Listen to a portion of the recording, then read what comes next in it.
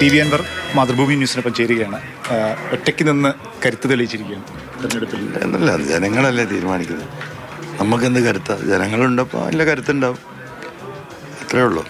ഞാൻ പറഞ്ഞ പച്ചയായ സത്യം നിലമ്പൂരിൽ ജനങ്ങൾക്കത് മനസ്സിലായി. അത് കേരളത്തിലെ മുഴുവൻ ജനങ്ങൾക്കും അറിയുന്ന കാര്യം. MMSൻ്റെ അംഗങ്ങൾക്ക് UDF പ്രവേശനം അല്ലെങ്കിൽ അത്തരമൊരു പരിഗണന ഉണ്ടാവുമെന്ന് പറഞ്ഞിരുന്നു.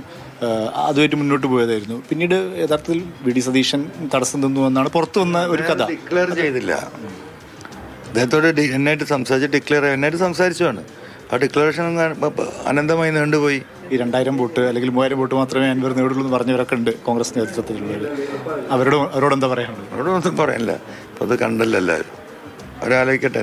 VS ജോയിയോ അല്ലെങ്കിൽ അങ്ങനെ ഒരാൾ ആയിരുന്നെങ്കിൽ കുറച്ചുകൂടി മികച്ച വിജയം ഉണ്ടാകുമായിരുന്നു. 50,000 വോട്ട് കേൾക്കാം. ഞാൻ 30,000 എന്നാണല്ലോ പത്രത്തിൽ പറഞ്ഞത്. ഇതൊരെല്ലാം കൂടെ ഒറ്റ ഇമ്പാക്റ്റ് ആകുമ്പോൾ 50,000 ക്രോസ് ചെയ്യും.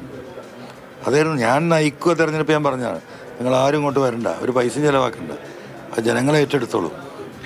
ഈ 10,000 വോട്ടുകൾ നഷ്ടപ്പെട്ടു, അതായത് ലഭിക്കേണ്ട വോട്ടുകൾ.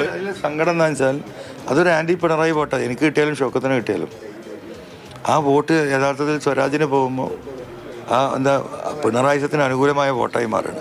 അതാണ് അതിൽ എനിക്കുള്ള വിഷമം. ഞാൻ ഇവരോട് കാല് പിടിച്ച് പറഞ്ഞതാണ് ചെയ്യരുത്, ദയവായി ചെയ്യരുത്. കാരണം ഒരു നിലക്കും സ്വരാജ് ജയിക്കാൻ പറ്റില്ല. അവൻ തോറ്റമ്പിക്കിടക്കാന്നില്ല എനിക്കറിയാം. ഞാൻ ഈ പാവപ്പെട്ട തൊഴിലാളി സഖാക്കളുടെ ഇടയിൽ കൂടെ നടക്കുന്നത്. പക്ഷെ അത് വലിയൊരു അബദ്ധമായിപ്പോയി. DFIയുടെ സഹകരണം ആയാലും ഇല്ലെങ്കിലും ഈ പിണറായി സത്യത്തിലുള്ള പോരാട്ടം ഏത് രീതിയിലായിരിക്കും മുന്നോട്ട്? അല്ലാതെ ഞങ്ങൾ ആലോചിക്കും, നമ്മളത് മുന്നോട്ട് പോകും. നമ്മളിപ്പോൾ ഈ പറഞ്ഞ മലയോര ഇഷ്യൂ ഒക്കെ ടേക്കപ്പ് ചെയ്ത് നമ്മൾ വലിയ സമരങ്ങളും പരിപാടികളും പ്ലാൻ ചെയ്യാൻ പോകണം. വലിയ സമരങ്ങൾ പ്ലാൻ ചെയ്യാൻ പോകണം. ഈ ജില്ല, ഈ രൂപീകരണം, മലയോര ജില്ല അതൊരു വലിയൊരു വിഷയമാക്കി നമ്മൾ ഈ സ്റ്റേറ്റിൽ, ഈ ജില്ലയിൽ എടുക്കാൻ പോകണം. നമ്മൾ അടങ്ങിയിരിക്കാനൊന്നും പോകുന്നില്ല. തെരഞ്ഞെടുപ്പ് സമയത്ത് ഉന്നയിച്ച ആരോപണങ്ങളെല്ലാം ആ സമയത്ത് നിർത്തേണ്ടതാണ്.